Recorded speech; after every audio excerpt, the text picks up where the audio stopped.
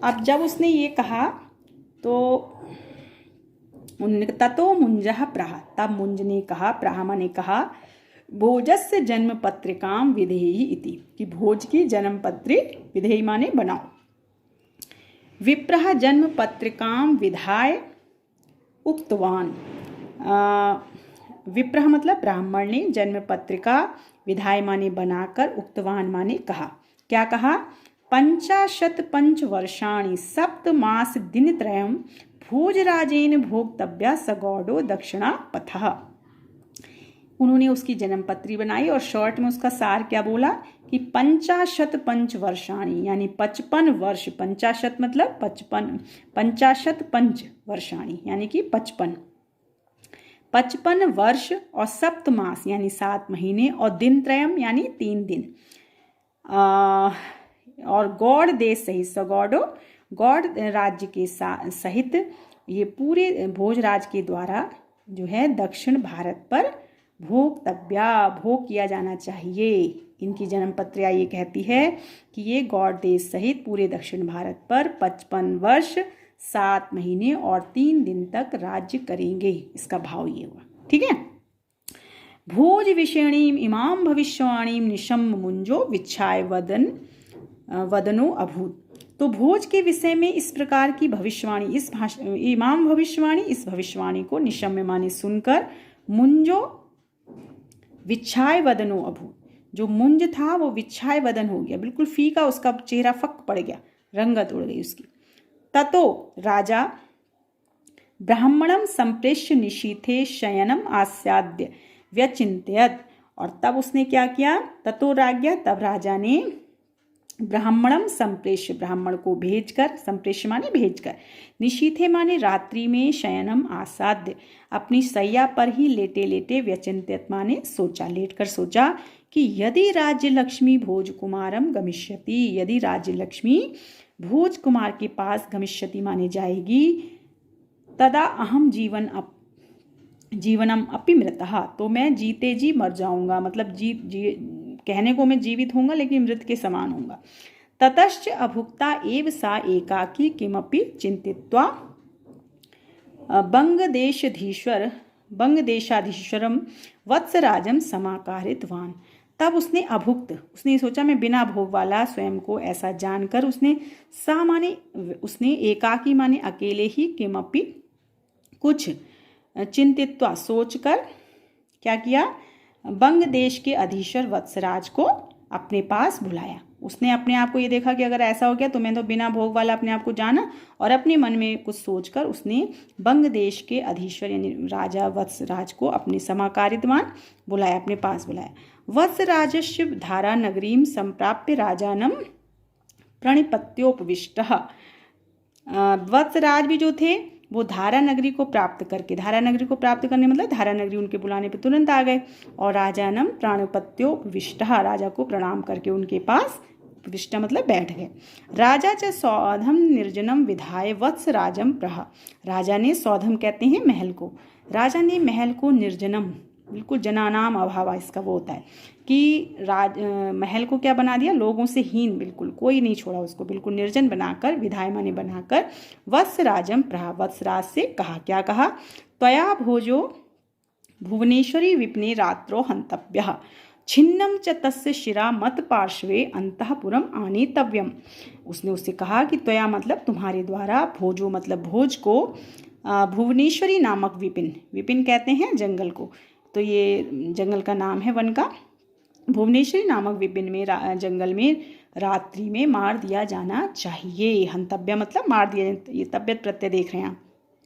और छिन्नम तस्य शिरः मत पार्श्वे अंतःपुरम आनेतव्यम, और उसका जो कटा हुआ, छिन्नम मतलब कटा हुआ शिर है, सर है, वो मत पार्श्वे मेरे पास, अंतःपुर में, आनेतव्यम लाना चाहिए। यानी आप इसको जाओ और इस वाले जंगल में इसको मार दो, काट दो, इसका कटा हुआ सर प्रूफ के तौर पर, मतलब एक सबूत होना चाहिए, तो उसके तौर पर आप मुझे अंतःपुर में देंगे, ये कहा उसने। एतन निशम्य वत्सराजः उत्थाय नृपम नत्वा प्रावोचन, और यह सुनकर, एतन निशम्य यह सुनकर, वत्सराज उत्थाय माने उठकर, नृपम नत्वा राजा को नमस्कार करके प्रभुचित माने उन्होंने कहा, यद्यपि देवादेशा प्रमाणम, यद्यपि महाराज का जो आदेश है वो प्रमाण है, प्रमाण मतलब मैं उसको टाल नहीं सकता, सर्वोपरि है। पुनरपि किंचित वक्तुम कामो अस्मि, फिर भी, पुनरपि फिर भी, किंचित कुछ, वक्तुम कामो अस्मि कुछ कहना चाहता हूँ। सा अपराधम अपि मे वचः क्षन्तव्यम, कि अपराध युक्त होते हुए भी मेरे वचन जो हैं वो क्षन्तव्यम है, क्षमा के योग्य है, माफ कर दिए जाने चाहिए। देव पुत्र वधोक ना कदापि हिताय भवतीति, उसने क्या कहा कि भले ही जो मैं बात कहने जा रहा हूँ वो अपराध युक्त है, फिर भी क्षमा कर देना आप मुझे। और पुत्र का वध जो होता है, पुत्र वधो न कदापि, पुत्र का वध कभी भी हिताय मतलब हितकारी नहीं होता है। भाई भतीजे और पुत्र में क्या अंतर है, कोई अंतर नहीं है। तो उसने ये बात समझाई। अब जैसे उसने ये बात समझाई तो वत्सराजस्य इदम वचनम आकरण्य कुपितो राजा प्रह, वत्सराज के इदम माने इस वचन को, आकरण्य माने सुनकर, कुपितो राजा वो तो क्रोधित हो गया। राजा ने प्रह माने बोला, क्या कहा, तुम मम सेवको असि, तुम तो मेरे सेवक हो। मया यत कथ्यते त्वया तद विधेयम, कि मेरे द्वारा जो कुछ कहा जाता है, त्वया तुम्हारे द्वारा उसको किया जाना चाहिए। आप मेरे साथ वो नहीं कर सकते कि क्या उचित है, क्या गलत है, क्या सही है, ऐसी कोई बात नहीं कर सकते कि हितकारी है या नहीं। तो तुम मेरे सेवक हो, और त्वया मया यत कथ्यते, मेरे द्वारा जो कुछ कहा जाए, त्वया तद विधेयम, तुम्हारे द्वारा उसको किया जाना चाहिए। पुनः वत्स राजा राजाज्ञा पालनी यैवैति मत्वा तूषणी बभू। अब बेचारे ने फिर क्या जो बोलना था बोल दिया, लेकिन पुनः मतलब फिर से वत्सराज जो थे राजा की आज्ञा, राजा की आज्ञा पालन के ही योग्य है, पालनीय यति वेति, यानी पालन की ही जानी है, उस पालन के ही योग्य है, ऐसा मानकर, मत्वा माने मानकर, तूषणी बिल्कुल चुप, और बभू माने हो गया। अनंतरम इसके पश्चात अनिच्छानपि, बिल्कुल इच्छा ना होते हुए वत्सराज भोजम रथे निवेश, वत्सराज ने भोज को रथ में निवेश माने बिठाकर रात्रो वनम नीतवान, रात्रि में कहाँ चला गया, वन को चला गया। तो आप इस वाले पाठ में देख रहे हैं कि ज़्यादातर कौन सा प्रत्यय लगा है, कत्वतु प्रत्यय है। प्रत्यय आपको पढ़ाए जा चुके हैं, आप देख रहे हैं नीतवान, उक्तवान, है ना, इस तरह से आ रहा, तो ये कत्वतु प्रत्यय होता है, ये सब आपको पढ़ाया जा चुका है। तो वत्सराजा भोजम रथे निवेश रात्रो वनम नीतवान, यानी वो उसको रथ में बिठाकर रात्रि को वन ले गया। तत्र आत्मनो वध योजनाम ज्ञात्वा भोजा किमपि वत्सराजम कथितवान, देखिए फिर आया कथितवान। तो वहाँ पर बेचारा जब पहुँचा, तत्र माने वहाँ, और आत्मनो अपने वध की योजना को, अपने मार डालने की योजना को, ज्ञात्वा माने जानकर, भोजा किमपि भोज ने कुछ वत्सराज से कथितवान कहा।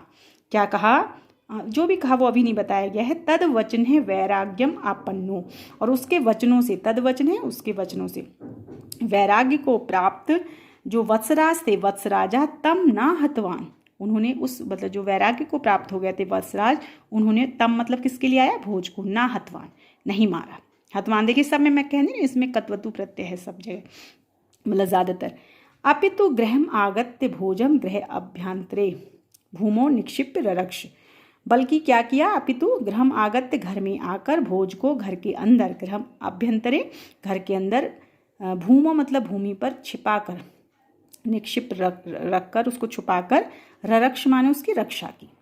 और पुनः कृत्रिम रूपेण, क्योंकि उसने ये भी कहा था कि केवल आप मार देंगे, आपने बोल दिया ये नहीं, आपको प्रूफ के तौर पर, सबूत के तौर पर उसका कटा हुआ सर भी मुझे देना होगा।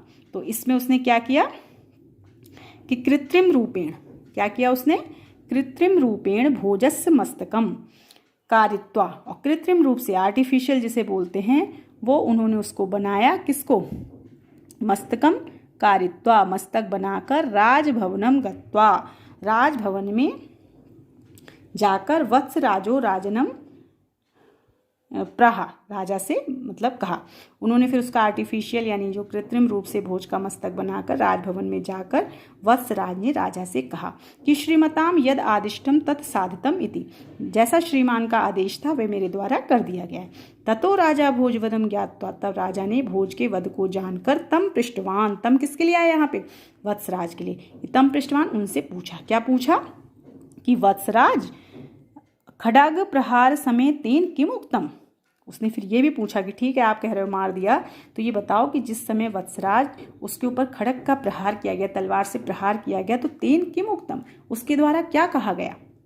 वत्सराजेन च रागे भोजस्य अंतिम संदेश रूपेण तत्प्रदत्तः श्लोकः समर्पितः। और वत्सराज ने राजा को भोज के जो अंतिम संदेश के रूप में उस प्रदत्त श्लोक को समर्पित कर दिया।